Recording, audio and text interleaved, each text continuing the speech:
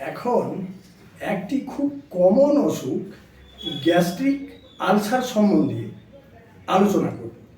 এই gastric ulcer অসুখটা আদতে আমরা ডেকে নিয়ে আসি কারণে অকারণে অ্যাসিডের ঔষধ আমরা খেয়ে ফেলি, আর প্রায় অ্যাসিডের ঔষধ খেয়ে থাকার জন্য স্টোমাকের যে ওয়াল আছে সেই স্কিন পাতলা হয়ে যায়, ফুটো হয়ে যায়, সেখানে আলসার তৈরি হয়, প্রায় অ্যাসিড হয়ে যায়।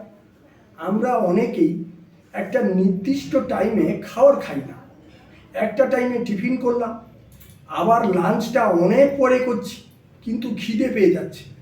যখনই খিদে পাচ্ছে একটা ক্রিম কেক আর বিস্কুট অন্তত খাওয়া ভালো, তাহলে শরীরটা ভালো থাকবে।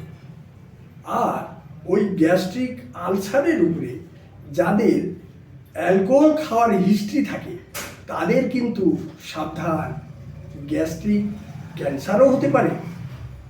সময় থাকতে আপনি কোনো ভালো হোমিওপ্যাথি ডাক্তারের পরামর্শ নেন, সময় মতো ঠিকঠাক খাওয়া দাওয়া করুন, ঠিক খাওয়ার আধা ঘন্টা পরে পানীয় জল খান, আর রাত্রে ফোন না দেখে সঠিক টাইমে ঘুমানোর চেষ্টা করুন, দেখবেন ভালো থাকবেন।